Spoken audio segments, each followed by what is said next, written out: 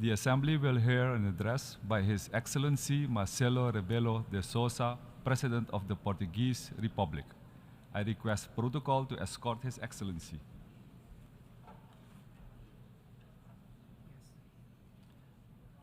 On behalf of the General Assembly, I have the honor to welcome His Excellency Marcelo Rebelo de Sousa, President of the Portuguese Republic, and to invite him to address the Assembly. Uma primeira palavra para dizer que Portugal apoia por completo as prioridades do Presidente Denis Francis neste mandato. Uma outra palavra para o Presidente cessante, Chaba Korogi, felicitando pelo mandato que terminou. Senhor Secretário-Geral António Guterres, aplaudo, em nome de Portugal, a sua permanente e inesgotável dedicação aos valores da Carta das Nações Unidas. Apoio a nossa agenda comum, as propostas de reforma na governação mundial, incluindo a financeira, mas também as prioridades nunca abandonadas nas alterações climáticas, nos direitos humanos, nos imigrantes, nos refugiados, na igualdade de género. Portugal apoia o sucesso da Cimeira do Futuro em 2024, do Fórum da Aliança das Civilizações que acolheremos em Lisboa no próximo ano, a Cimeira Social Mundial em 2025. Marcas da sua permanente lucidez e dinamismo neste exigente momento que atravessa o mundo para a construção da paz e da cooperação internacional. Excelências, ouvimos o notável relatório do Secretário-Geral das Nações Unidas. Ouvimos depois os presidentes Lula da Silva e Joe Biden.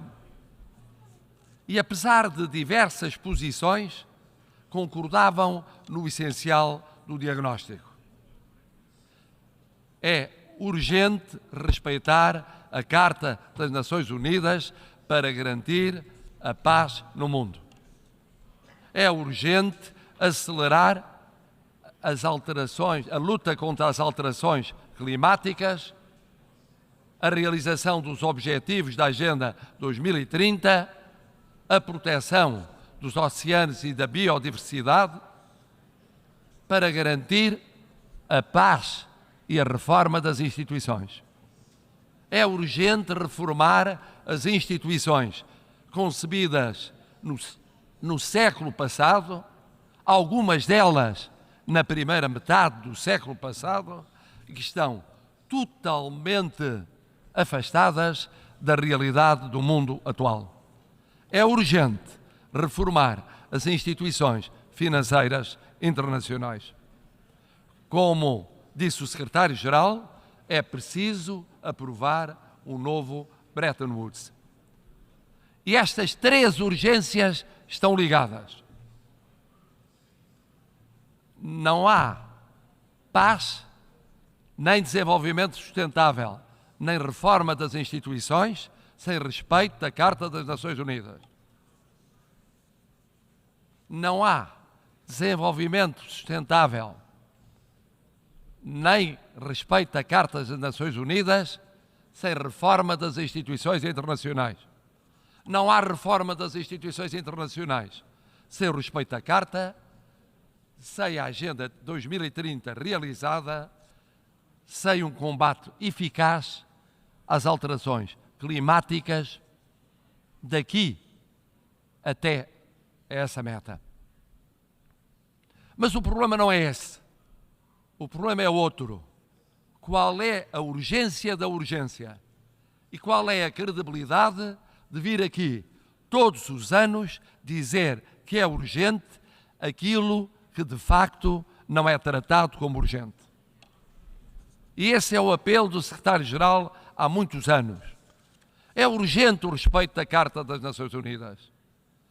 É urgente porque, sem ele, o respeito da integridade territorial, da soberania dos Estados, dos direitos humanos, não é possível haver paz.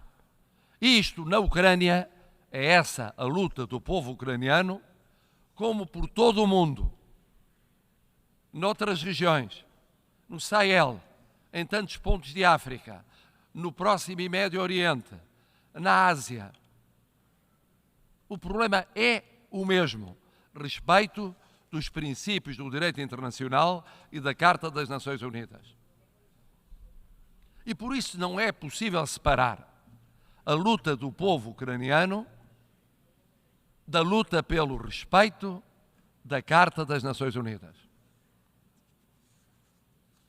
Mas também não é possível construir a paz sem acelerarmos os objetivos de desenvolvimento para 2030, que estão atrasados, que continuam atrasados, que prolongam as desigualdades entre Estados e entre povos. Como não é possível realizar esses objetivos sem reformarmos as instituições internacionais. Desde logo, o conceito de segurança. O conceito de segurança corresponde a um mundo que já não existe. Portugal há muito defende que países como o Brasil ou a Índia deviam ser membros permanentes, que a posição africana comum devia ser tomada em linha de conta, que os pequenos países não podiam ser ignorados. Do mesmo modo, as organizações financeiras que existem não são capazes de financiar o desenvolvimento sustentável, com equidade e com justiça. Favorecem os mais ricos, desfavorecem os mais pobres. E as três urgências estão ligadas. E continuam ligadas ano após ano. Portugal defende o respeito da Carta das Nações Unidas como caminho para a paz. Portugal defende a aceleração na luta contra as alterações climáticas, tentando ir à frente na descarbonização, na promoção da energia limpa, como na proteção do oceano, como na proteção da biodiversidade, como na defesa da reforma das instituições, como as Nações Unidas ou as organizações financeiras internacionais. E não desistimos. E não desistiremos de apoiar o secretário-geral das Nações Unidas. Custe o que custar. Porque é fácil vir aqui todos os anos prometer o mesmo e não realizar aquilo que é prometido. Não contribuir para a paz, respeitando o direito internacional e a Carta das Nações Unidas. Não contribuir para a justiça e o desenvolvimento sustentável, retardando os objetivos de desenvolvimento sustentável até 2030. Prometer uma nova governação mundial, mas adiando as soluções concretas para a reforma das instituições. Falando no financiamento daqueles que precisam, sem dar exemplos desse financiamento. Portugal acaba de celebrar com Cabo Verde, um país que pertence a um universo de 300 milhões de falantes de português, acordo de conversão da dívida do Estado num fundo ambiental e climático, convertendo a dívida do devedor em contributo do credor ao desenvolvimento económico sustentável desse Estado. Isto devia acontecer sistematicamente,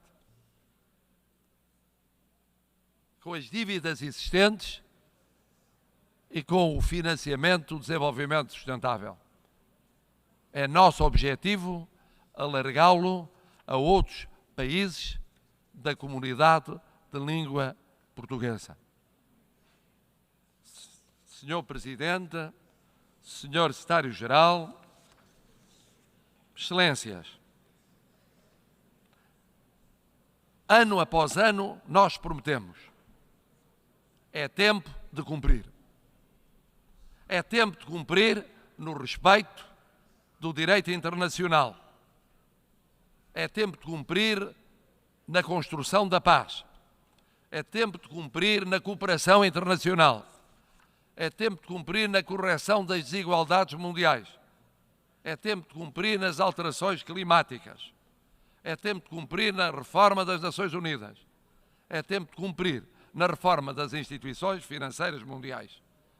Sem isso, não há multilateralismo possível, não há cooperação duradoura, não há paz um pouco por todo o mundo. Cada dia perdido é mais um dia de desigualdade, de egoísmo, de conflito, de guerra. Cada dia ganho é um dia mais de justiça, de solidariedade e de paz. O meu voto é o de que daqui a um ano, quando nos encontrarmos, seja possível dizer que há mais paz do que guerra e não mais guerra do que paz. Há mais justiça do que injustiça. Há mais igualdade do que desigualdade. Há mais ação climática do que inação climática. Há mais reforma das Nações Unidas do que adiamento da reforma. Há mais reforma das instituições financeiras do que ignorância ou menorização dessa reforma. Se assim for para o ano, valeu a pena. Se assim não for, continuaremos a ouvir sempre os mesmos e tantos deles muito influentes a prometerem e a não cumprirem. E perceberemos porque é que os povos acreditam cada vez menos naqueles que os governam. Muito obrigado.